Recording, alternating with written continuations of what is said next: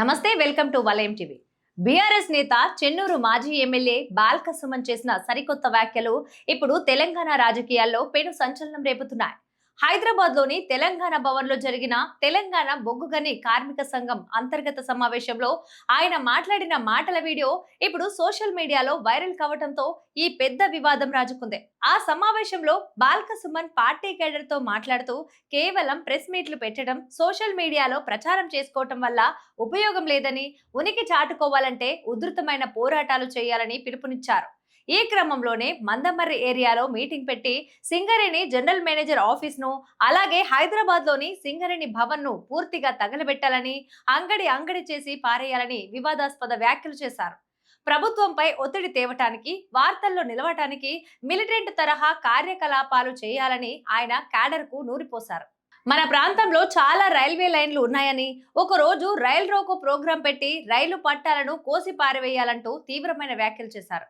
ఇలాంటి పనులు చేస్తే మహా అయితే 3 నెలలు జైలుకు పోతామని, దానికి భయపడాల్సిన అవసరం లేదని ఆయన పార్టీ శ్రేణులను రెచ్చగొట్టారు. ఈ ప్రసంగం మధ్యలో ఒక కార్యకర్త లేచి, ఇవన్నీ చేయాలంటే పైసలు కావాలి కదా అన్నా అని అడగగా, దానికి సుమన్ స్పందిస్తూ, పైసలా?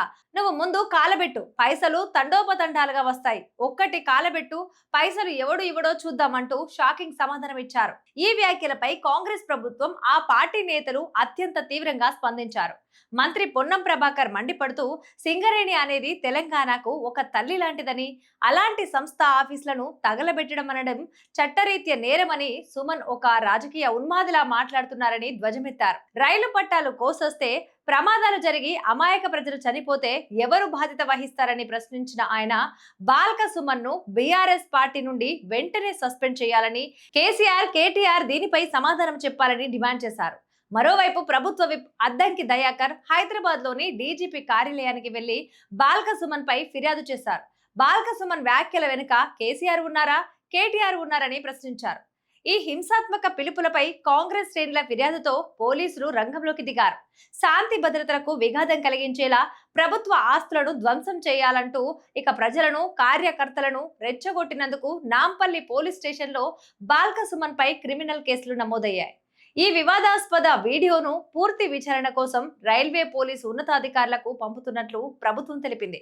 వివాదం ముదరడంతో బాల్క సుమన్ దీనిపై స్పందిస్తూ, తాను కాంగ్రెస్ ప్రభుత్వ వైఫల్యాలపై పోరాడాలనే ఉద్దేశంతోనే అలా అన్నానని, అంతకు మించి వేరే ఉద్దేశం లేదని సర్ది చెప్పుకునే ప్రయత్నం చేశారు.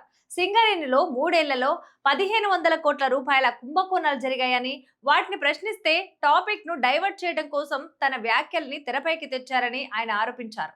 అయినప్పటికీ బాధితాయుతమైన పదవుల్లో ఉండి ప్రభుత్వ ఆస్తులను తగలబెట్టాలనటం, రైలు పట్టాలు కోసేయాలనటం ప్రజాస్వామ్యంలో ఎంతవరకు కరెక్ట్ అంటూ అటు కాంగ్రెస్, ఇటు బీజేపీ నేతలు ఆయనపై విమర్శల దాడిని ముమ్మరం చేశారు. ఇది వాళ్ళ అప్డేట్స్. మరిన్ని అప్డేట్స్ కోసం వలయం టీవీని సబ్స్క్రైబ్ చేసుకోండి.